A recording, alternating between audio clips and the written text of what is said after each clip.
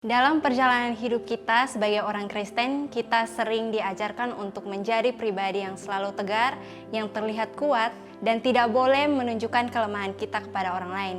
Kita menuntut diri kita untuk menjadi panutan dan juga teladan bagi banyak orang. Kita merasa bahwa menjadi orang Kristen yang baik berarti hidup tanpa masalah, tidak boleh melakukan kesalahan, selalu positive thinking, selalu melakukan atau mengikuti aktivitas pelayanan, dan juga bahkan kita memaksakan diri kita untuk selalu mengatakan ya, padahal sebenarnya kita ingin mengatakan tidak. Kita memaksakan diri kita agar kita diterima dan diakui untuk terlihat baik-baik saja, bahkan menunjukkan hal yang baik-baik saja dari diri kita. Saya Milania Dule, saya ingin sharing sebuah buku yang berjudul The Emotionally Healthy Woman atau Wanita yang Sehat Secara Emosi. Buku ini berbicara tentang bagaimana orang Kristen keluar dari kondisi kesehatan emosi dan juga kondisi spiritual yang masih dangkal dan juga tidak autentik untuk menuju kebebasan sejati di dalam Kristus dengan cara berhenti melakukan hal-hal yang terlihat baik menurut manusia padahal belum tentu baik menurut Tuhan.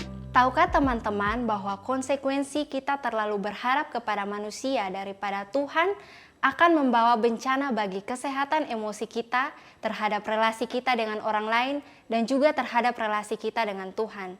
Dan bisa jadi kita sedang menempatkan identitas diri kita berdasarkan apa yang orang lain pikirkan dan tidak lagi berdasarkan kasih Tuhan yang besar.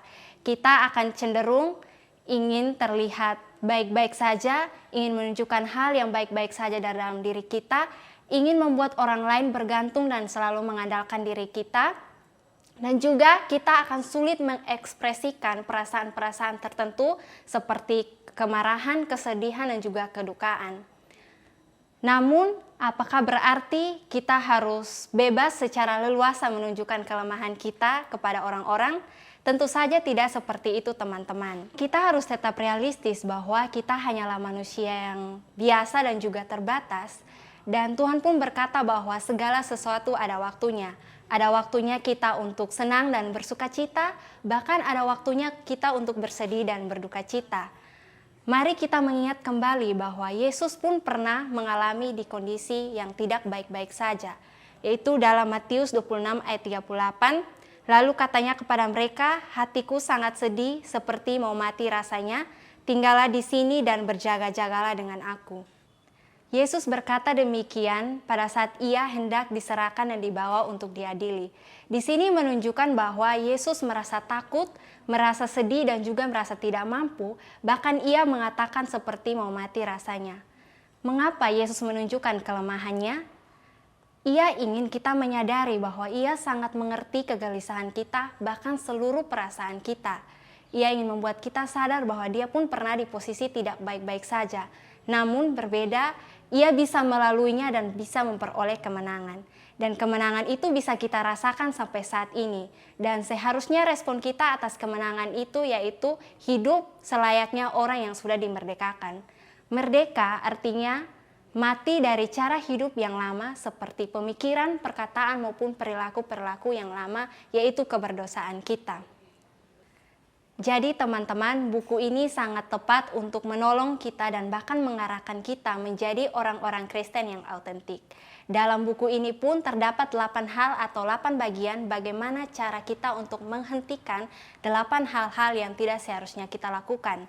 Yang pertama, berhenti mencemaskan apa yang orang lain pikirkan. Yang kedua, berhenti berbohong. Yang ketiga, berhenti menyangkali kemarahan, kesedihan, dan ketakutan. Yang keempat, berhenti menyangkali kemarahan, kesedihan, dan ketakutan. Yang kelima, berhenti menyalahkan. Yang keenam, berhenti menjalani fungsi secara berlebihan. Yang ketujuh, berhenti berpikir keliru. Kedelapan, berhenti menjalani kehidupan orang lain.